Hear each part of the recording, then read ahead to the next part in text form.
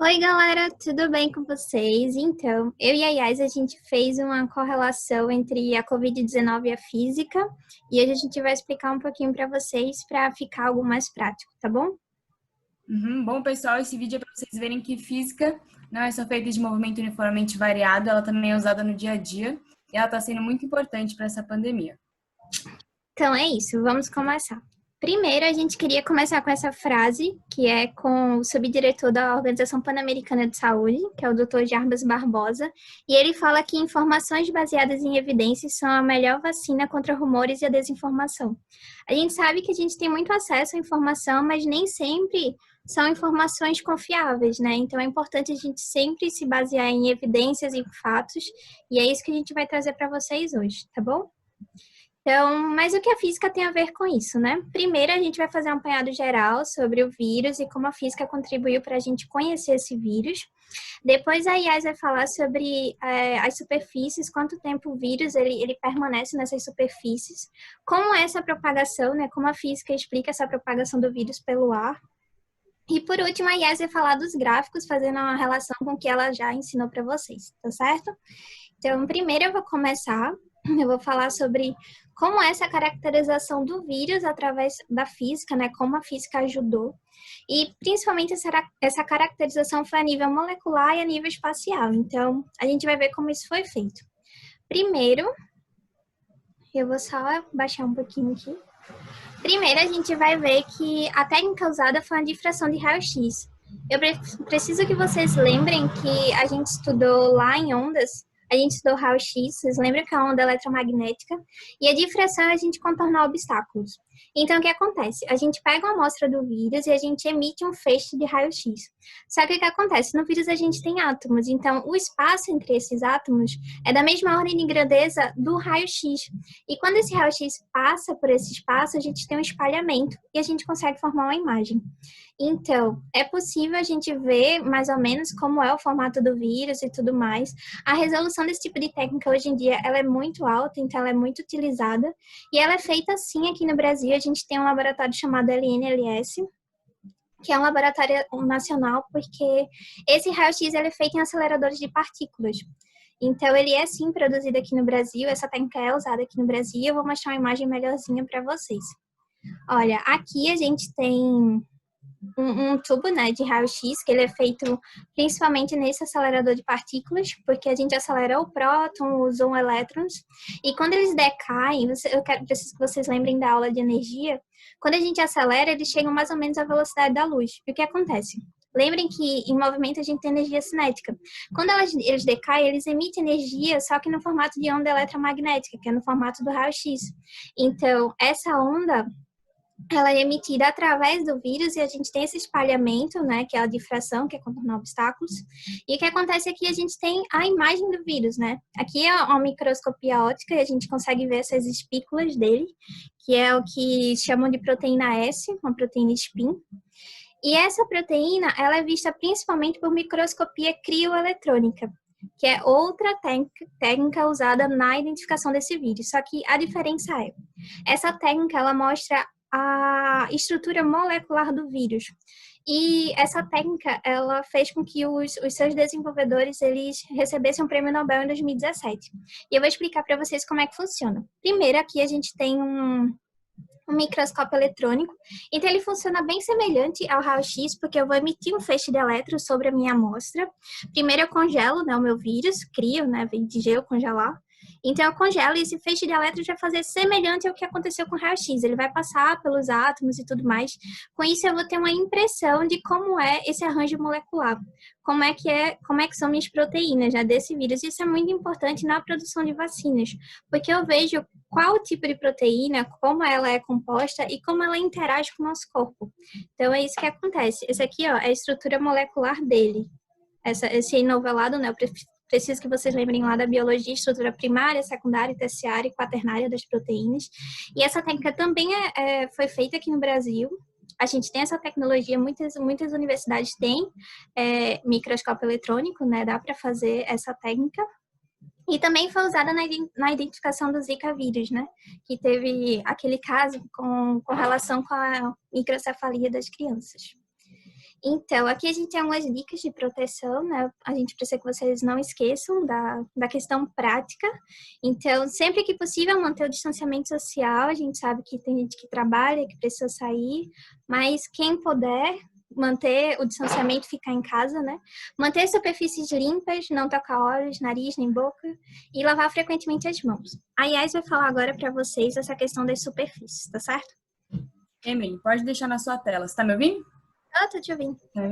Bom, então, pessoal, vírus e as superfícies. Quanto tempo o vírus permanece em diferentes superfícies? Troca para mim, por favor.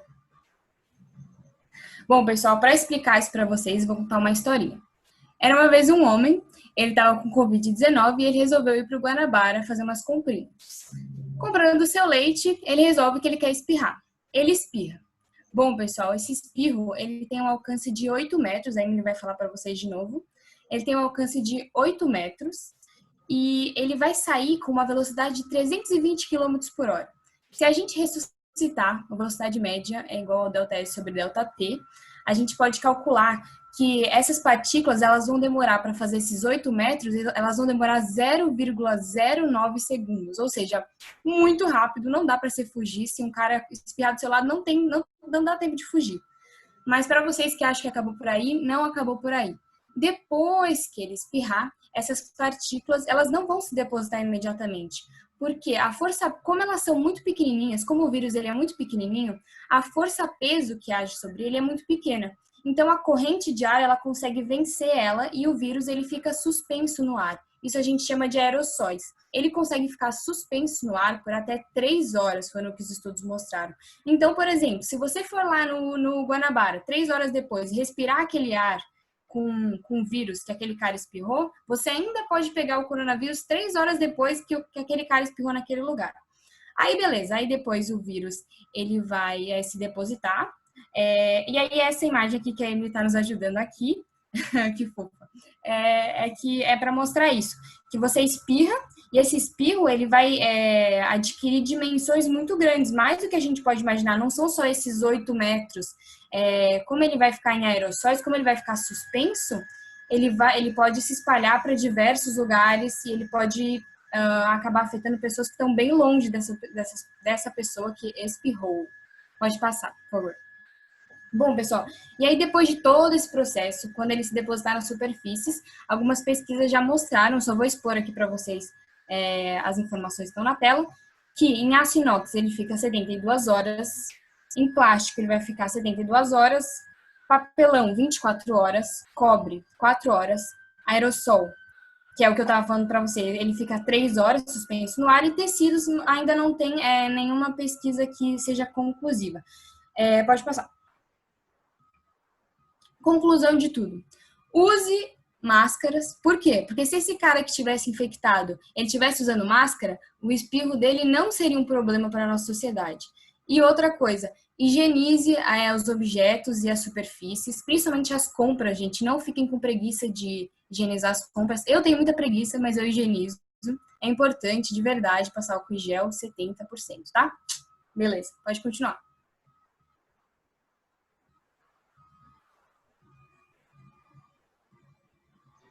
Então, aqui foi uma pesquisa do MIT que mostra justamente o que a Yas falou, porque as gotículas maiores, elas são mais pesadas, né? Elas vão se depositar, vão ficar mais próximo ao chão. Mas as menores, elas formam essa espécie de aerosol, foi justamente o que a Yas falou. Então, se esse moço aqui, ele tivesse de máscara, todo esse aerosol não seria exposto, né? Não seria colocado, não iria colocar ninguém em risco, né? Então, isso é bem importante a gente pensar. E aquele distanciamento social de 2 metros, quando você espirra, a gente tem que ter consciência que seriam 8 metros. Então, e por isso que é tão importante o uso de máscara, né? E é justamente por causa dessa pesquisa que eles conseguiram explicar por que tinha partículas, né, do vírus na ventilação de salas hospitalares. Então, ele permanece no ar durante muito tempo. Então, aqui a gente tem o distanciamento social, né, de 2 metros, que é o recomendado pela OMS, só que essa pesquisa mostra justamente se alguém espirrar ou se alguém tossir, principalmente no espirro, porque no espirro a gente coloca uma pressão muito maior do que na tosse. Então, o distanciamento deveria ser de 8 metros, né? Então, por isso, é importante o uso de máscara, certo? E aqui em transporte público, eu sei que tem gente que está precisando trabalhar, está precisando sair de casa, então é difícil, mas tentar não tocar em nada, né? Sempre com máscara, e mesmo com máscara, cobrir ao tossir, ao espirrar, usar o álcool em gel, então levem na bolsa caso vocês forem sair, né, para trabalhar ou para fazer compras, algo do tipo, e tentar não tocar nas superfícies o mínimo possível, porque como a Yas falou, né, em aço inox, ele permanece 72 horas. Então, aquele negócio do ônibus, né, que você segura, imagina, o vírus está lá, e você toca e depois coça o nariz ou o olho, então você tem um grande risco de se contaminar, certo? Então, muito importante a gente lavar as mãos com água e sabão. Caso você não tenha, né, o álcool em gel, então você lavando as mãos já é um grande passo para se proteger. E agora a gente vai para os dados da infecção, alguns números, né, sobre a infecção, e a Yas vai falar sobre gráficos, certo? Meu Deus, já é meu momento. Bom, pessoal, esses gráficos aqui que eles são sobre os números de contaminados em vários países diferentes. Você pode passar, porque depois a gente vai voltar para aí. Bom, pessoal, existem muitas variáveis que influenciam no total de casos e óbitos, por exemplo, densidade demográfica, cultura ou até subnotificação, como é muito comum no Brasil. Por isso, às vezes fica difícil você comparar dois países que têm muitas características diferentes. Mas existe uma coisa que a gente pode comparar e que é a variável mais importante na determinação do total de casos e de óbitos, que é o isolamento social. Então, o isolamento social é o mais importante nesse momento, e a gente pode comparar, claro, dois países que estão fazendo isolamento social mais rígido e países que não estão fazendo isolamento social ou estão fazendo um isolamento social bem frouxo, né? Bom, pessoal, falando sobre o que está acontecendo aqui no Brasil. Um doutorando em Física da Universidade Federal de Viçosa, o Wesley Cota, será que é Costa? Eu escrevi errado? Fica aí o questionamento para vocês pesquisarem. Bom, o Wesley Cota, ele fez um modelo computacional para predição de incidência de coronavírus, tanto para a Espanha quanto para o Brasil. Na Espanha, esse modelo computacional que ele fez teve um grande impacto, que fez com que o primeiro-ministro de lá, o Sánchez Pérez Casterrón, decretasse o isolamento a partir do dia 29 de março. Foi um isolamento bem rígido a partir do dia 29 de março. Bom, pessoal, agora a gente vai ver a relação entre o isolamento social e a incidência do coronavírus, baseando nos gráficos, e eu vou relacionar esses gráficos com vocês com os gráficos de posição por tempo no MUV, movimento uniformemente variado, como a gente viu naquela aula. E vocês vão ver, spoiler, que os países que adotaram o isolamento social rígido e precoce, eles vão ter uma velocidade do aumento dos casos muito menor do que os países que não adotaram muito bem esse isolamento, como o Brasil. Pode passar, Ingrid, por favor. Bom, então aqui estamos nós. Bom, vamos voltar, vamos analisar os gráficos de posição por tempo no movimento uniformemente variado primeiro. Então, vamos para esses gráficos aqui em forma de parábola, que está meio difícil porque eu não estou... Mas aponta para aqueles gráficos no meio. Esse aqui, esse branco. Bom, enfim. É isso aí. Nesses gráficos aqui, a gente vai... Vocês lembram deles? Então, boquinha triste significa aceleração negativa. Boquinha feliz significa aceleração positiva, certo? Bom, para esses gráficos, a gente vai se atentar à parte deles que corresponde ao movimento progressivo, que é, no caso do primeiro gráfico, a parte da esquerda, essa que está a velocidade maior que zero aqui, e no caso do segundo gráfico, a parte da direita, que é essa parte da direita mesmo, que é a velocidade maior que zero. Isso aí. Emily, ótimo. Bom, pessoal, então vamos lá. Então vamos analisar primeiro esse primeiro gráfico aqui. O que eu expliquei para vocês? Nesse S0, nesse momento de posição inicial, ele está numa velocidade x. E aí, conforme o tempo passa, essa velocidade diminui, até que aqui no ápice ela chega a zero, certo? Então, e aí eu separei essa parte desse gráfico aqui para vocês, aqui nessa parte aqui de baixo, para vocês poderem ver como esse gráfico se assemelha ao gráfico do total de casos na Espanha, que é esse gráfico aqui de baixo, total de casos na Espanha, por período de tempo, né? Então, o que isso significa na prática, pessoal? O que significa essa semelhança na prática? Que a velocidade do aumento de casos na Espanha, ela tende a diminuir conforme o tempo passa. Olha que interessante. Isso por quê? Isso porque a Espanha foi um país que adotou o isolamento social precoce e o isolamento social sério, rígido. E agora a gente vamos olhar esse segundo gráfico aqui que eu estou mostrando para vocês, essa parábola aqui de movimento uniformemente variado. Esse segundo gráfico, o que eu expliquei para vocês? Que ele aqui, quando chega nessa ponta aqui, o mais baixo, ele está numa velocidade zero. E aí, conforme o tempo passa, essa velocidade vai aumentando, aumentando, aumentando, aumentando, aumentando. E aí, eu separei para vocês aqui em cima essa parte do gráfico para vocês poderem ver melhor. E aí vocês vão ver que essa parte do gráfico se assemelha muito com o gráfico do Brasil, que é um país que não adotou o isolamento social muito rígido e que o nosso presidente, né, ele continua negligenciando a nossa crise e não tomou nenhuma posição ainda rígida sobre o isolamento social. Então, o que está acontecendo aqui? O que significa isso na prática? Significa que a velocidade do aumento dos casos ao longo do tempo está aumentando cada vez mais. Então, conforme o tempo passa, a gente está tendo cada vez mais casos. Nossa, me confundi, estou nesse final. Volta um pouco agora. Volta 2 slides, Emily, por favor. E aí vocês podem ver aqui, agora vamos colocar isso na prática, para vocês treinarem também o olho de vocês. Na China, por exemplo, a China, olha como está o gráfico deles.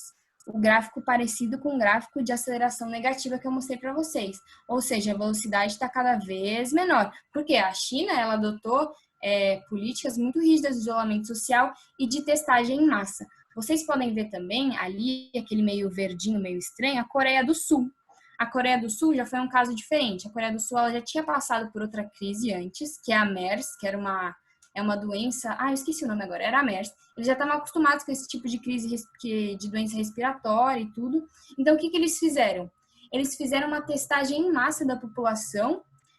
Mesmo aqueles que não apresentavam sintomas, eles fizeram uma testagem em massa e quem já tinha o coronavírus, eles isolaram logo no começo. E aí vocês podem ver países como os Estados Unidos aqui, ó, com um formato de gráfico parecido com o gráfico de aceleração positiva que a gente viu, ou seja, velocidade de aumento dos casos cada vez maior, situação ficando cada vez mais difícil, parece o caso do Brasil, né, gente? Pode ir para o final agora. Será que eu esqueci alguma coisa? Não sei. Fala aí o final, Emily. Acho que não, acho que não. Acho que isso era tudo que a gente queria passar para vocês, né? Mostrar para vocês uma aplicação prática da física e como a física está auxiliando, né, nisso tudo. E pedir para que vocês, por favor, se cuidem e, se possível, vejam a aula, estudem e tirem dúvidas. A gente fica muito feliz quando vocês mandam dúvidas. E é isso. É isso, gente. Muito obrigada. Beijo.